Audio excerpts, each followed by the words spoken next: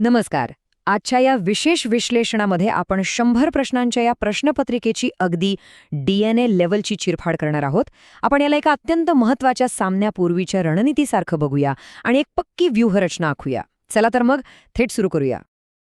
आता गणिताचा थोडा विचार करूया. या परीक्षेत तुमच्याकडे 100 प्रश्न सोडवण्यासाठी बरोबर 60 मिनिटं असतात. याचाच अर्थ एका प्रश्नासाठी मिळतात अवघे 36 सेकंड. हो, फक्त 36 सेकंड. म्हणजे इथे नुसती उत्तरं माहीत असून चालणार नाही, तर वेगाशीही शर्यत आहे. गती आणि अचूकता राखणं हेच सर्वात मोठं आव्हान आहे. आता हे जे युद्धक्षेत्र आहे ना, ते 2 मुख्य आघाड्यांवर अगदी 50-50 असं विभागलेलं आहे. म्हणजे 50% प्रश्न थेट मराठी भाषेच्या प्रावीण्यावर आणि उरलेले 50% प्रश्न इंग्रजी भाषेवर. दोन्ही विषय तितकेच महत्त्वाचे आहेत, त्यामुळे कोणत्याही एका विषयाकडे दुर्लक्ष करून अजिबात चालणार नाही बरं का. आणि इथेच खरी रिस्क सुरू होते. हे बघा, प्रत्येक अचूक उत्तराला तुम्हाला 2 पूर्ण गुण मिळतील. पण, आणि हे पण खूप महत्त्वाचं आहे, अंधळेपणाने गोळ्या मारल्या तर सरळ 25% निगेटिव्ह मार्किंगचा फटका बसेल. म्हणजे एका चुकीच्या अंदाजामुळे थेट अर्धा मार्क हातातून सटकणार.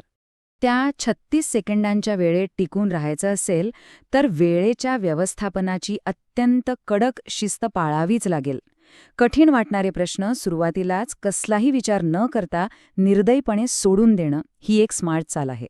वेळ वाचवायचा आहे आपल्याला. आणि हो, अधिकृत सूचनेनुसार उत्तरे नोंदवण्यासाठी फक्त काळ्या रंगाच्या बॉलपॉइंट पेनचाच वापर करायचा आहे, हे विसरू नका. आता जे स्मार्ट विद्यार्थी आहेत ते या जास्त गुण मिळवून देणाऱ्या विषयांवरच फोकस करतात. लेटेस्ट ट्रेंड बघितला ना, तर एक गोष्ट स्पष्ट होते, दोन्ही भाषांमध्ये व्याकरणाचे नियम आणि वाक्प्रचार म्हणी यांच्या वापरावर सर्वाधिक भर दिलेला आहे. हे असे हाय यील्ड टॉपिक्स आहेत जे तुम्हाला अजिबात वगळून चालणार नाहीत. चला तर मग आता एका जलद सराव सत्राकडे वळूया. हे सगळे संकल्पनात्मक नियम प्रत्यक्ष प्रश्न सोडवताना कसे वापरायचे आणि परीक्षेचा फील कसा असतो ते आता आपण पाहूया. सुरुवात करूया मराठी शब्दसंग्रहापासून. मूळ प्रश्नपत्रिकेतील प्रश्न क्रमांक 3 बघा. यामध्ये नवरा या शब्दासाठी अगदी अचूक समानार्थी शब्द कोणता हे ओळखण्याचं आव्हान दिलं आहे. याचं अगदी बरोबर उत्तर आहे भ्रतार. बघा, यावरून एक गोष्ट क्लिअर होते की ह्या परीक्षेसाठी तुम्हाला अचूक आणि थोडेसे पारंपरिक जुने शब्द पाठ असणं अगदी मस्ट आहे. रोजच्या बोलण्यातले सोपे शब्द इथे नेहमीच कामी येतील असं नाही. यानंतर थेट प्रश्न क्रमांक 20 कडे लक्ष देऊया. हा प्रश्न तुमची वाक्यरचना ओळखण्याची क्षमता तपासतो. वेळेवर प्रकृतीची काळजी घेतली तर सारं काही ठीक होईल, असे हे वाक्य आहे आणि याचा प्रकार आपल्याला ओळखायचा आहे. तर यामागचं लॉजिक काय आहे? इथे प्रकृती आणि वेळेच्या संदर्भात एक लपलेली जर तर ची अट आहे. जर काळजी घेतली तर ठीक होईल. आणि म्हणूनच याचं वर्गीकरण 100% संकेतार्थी वाक्य म्हणूनच केलं जातं. बरं, आता इंग्रजी विभागाकडे वळूया. प्रश्न क्रमांक 55 उमेदवारांना एंडेड इन स्मोक या इडियमचा म्हणजे वाक्प्रचाराचा खरा अर्थ शोधण्याचं चॅलेंज देतो. आता इथे एक फारच इंटरेस्टिंग गोष्ट आहे. वाक्प्रचारांचा कधीही शब्दशः अनुवाद होत नसतो. एंडेड इन स्मोक चा अर्थ कुठल्याही धुराशी संबंधित नाहीये बरं का. याचा अर्थ आहे एंडेड इन नथिंग, म्हणजेच केलेले सगळे प्रयत्न पूर्णपणे निष्फळ ठरले. इथे तुम्हाला कॉन्टेक्स्ट म्हणजेच संदर्भ समजणं खूप महत्त्वाचं आहे.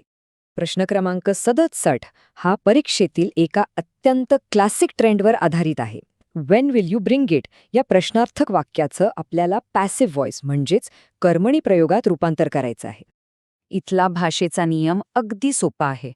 प्रश्नार्थक शब्द आहे तसाच ठेवायचा आणि फक्त कर्ता आणि कर्म म्हणजे सब्जेक्ट आणि ऑब्जेक्ट यांची अदलाबदल करायची.